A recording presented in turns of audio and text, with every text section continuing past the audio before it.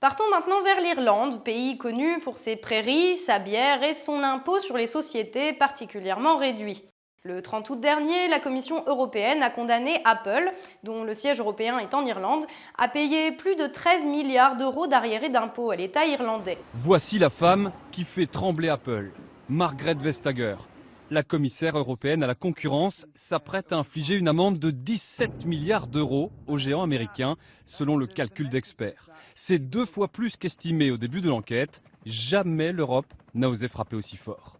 Pour la Commission, le fait que l'Irlande ait négocié un taux d'imposition très faible, autour de 2% avec Apple, constitue une sorte de subvention à l'entreprise, ce qui est strictement interdit par les traités. On pourrait s'attendre à ce que l'État irlandais, toujours fragile après avoir subi la crise de la dette et de sévères restrictions économiques en guise d'aide de la part du Fonds monétaire international, se réjouisse de recevoir l'équivalent d'un quart de son budget annuel.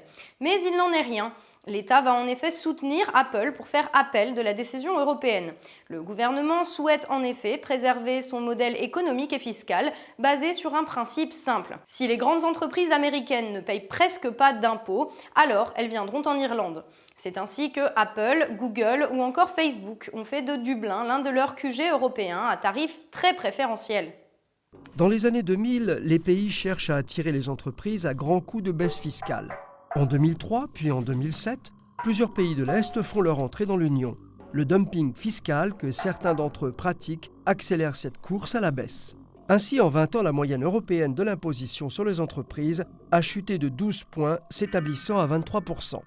Aujourd'hui, c'est Chypre, la Bulgarie et l'Irlande qui affichent les taxations les plus faibles, entre 10 et 12% des bénéfices. Et encore, il s'agit des niveaux officiels. Quand on prend en compte niches fiscales et autres dérogations, on constate que les Pays-Bas ont en fait un taux inférieur à 6%, quand le taux réel pratiqué par le Luxembourg atteint à peine 5,2%, et celui de l'Irlande seulement 4,6%.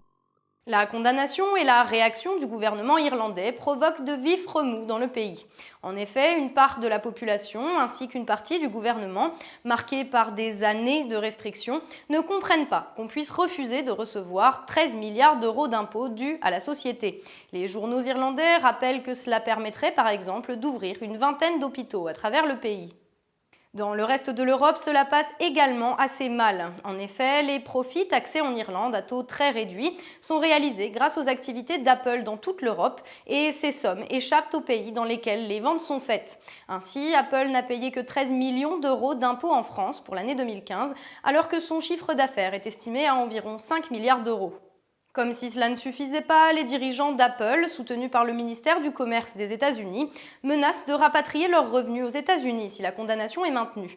Bref, de remplacer l'Irlande par un autre paradis fiscal comme certains États américains. Cette affaire est emblématique d'un problème de fond.